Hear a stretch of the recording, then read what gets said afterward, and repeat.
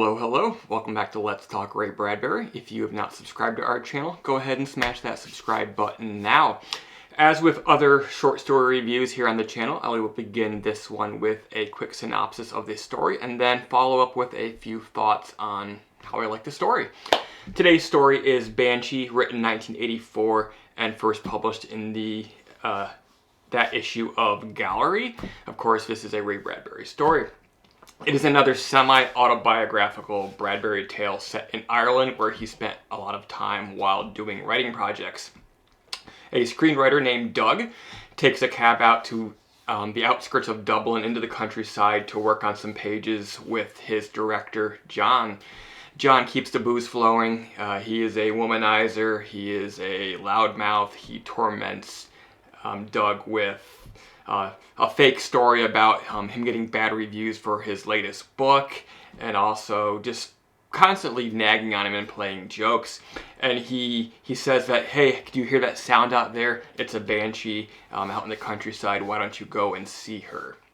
But John, he's a womanizing narcissist, kind of asshole who you can't really believe everything he says. So of course, Doug believes that his tale of a banshee must be false. But Doug, he eventually goes outside.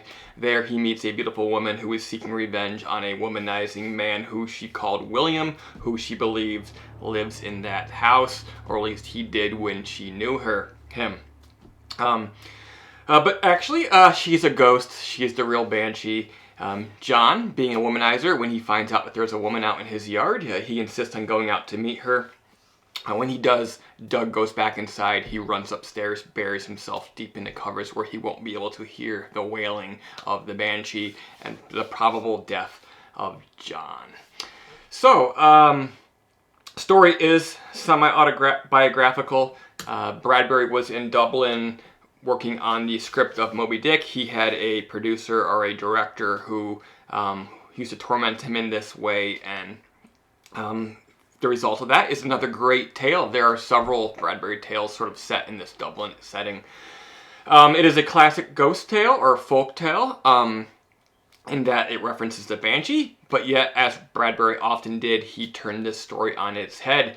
I love how he creates this sort of feeling of disbelief with John, who is not a reliable person. You can never believe what he says, but then the whole thing gets turned back around on him as his dishonesty actually proved to have a grain of truth within it, and there was, of course, a real Banshee. So just a neat little story, you know.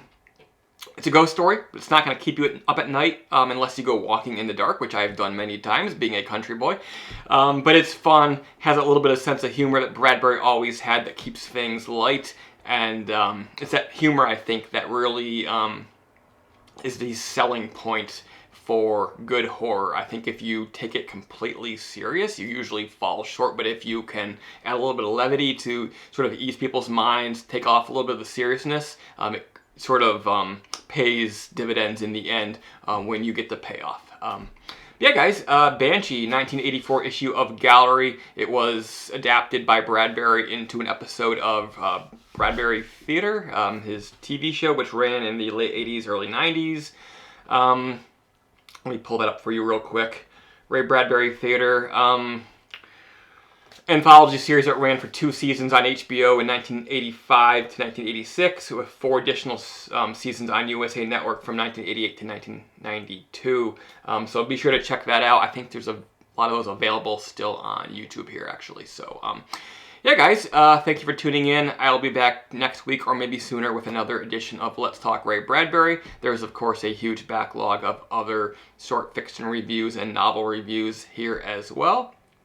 Be sure to check out the video I did on my sister's new novel, Echoes. There's a link in the description of that video to find out how to buy a copy of your own. Yeah, guys, thank you for tuning in, and I'll see you again soon.